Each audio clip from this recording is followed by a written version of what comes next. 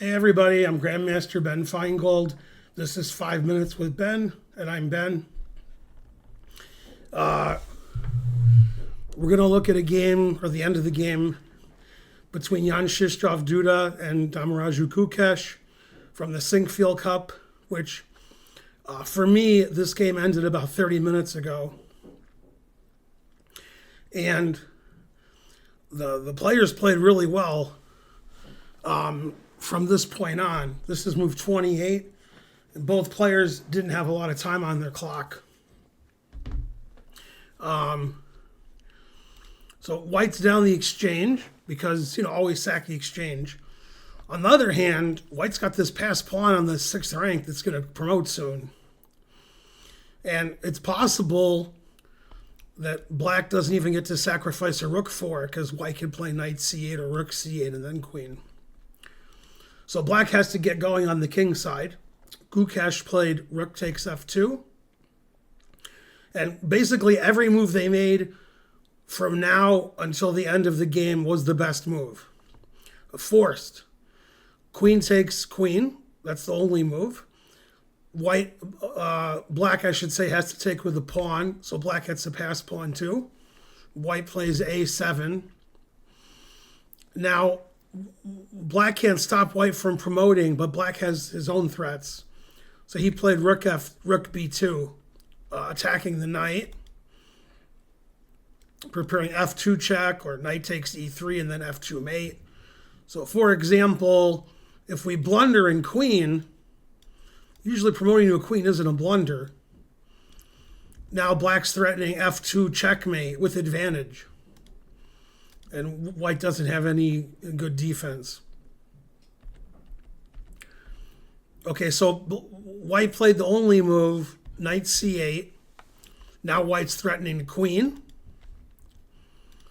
If black checks the king and keeps checking him, eventually my king goes to c1, and now I'm threatening the queen. So that's actually winning for white. But Gukesh correctly played knight takes e3. Now, it looks like f2 checkmate is unstoppable and Gukesh is winning. But Duda had seen that after his previous move, knight c8, he could play knight takes d6 check. Now, if you take the knight, I promote to a queen with check, and then I could simply, I guess this is just checkmate. I was going to take the pawn on f3, but I guess checkmate's better. Okay, so white gives checkmate, although white can just be a queen up. So after knight d6 check, black plays king f8, rook takes check, white stops the checkmate. Black isn't able to take this knight ever because then my pawn promotes. And they got this drawn endgame where neither side is really better.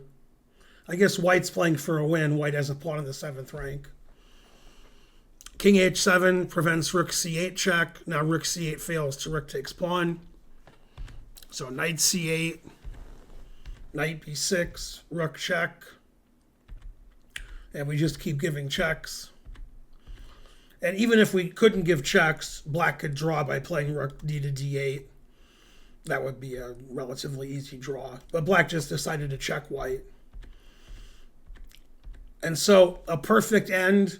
Usually on 5 Minutes with Ben, I'm showing games where somebody won and that person's on the bottom. But this game was a draw, and they both played perfectly the last, let's see, I started on move 29. This is move 45. So the last 16 moves of the game, both players made no mistakes. The game should end in a draw, and it did. And really nice game from Duda and Gukesh. Congrats to both of them. They've earned their rest day because tomorrow's a rest day. Although for you, that would be today. Well, it depends when you watch the video. You could watch the video in a year. And this is last year's Sinquefield Cup. I don't know. Anyway, this is 2025 Sinquefield Cup. You're probably watching the day after the game. That's the most likely. I'm Grandmaster Ben Feingold. This has been 5 Minutes with Ben. Please like and subscribe and leave a comment. It really helps the channel out. And I'll see you guys next time. Bye, everybody.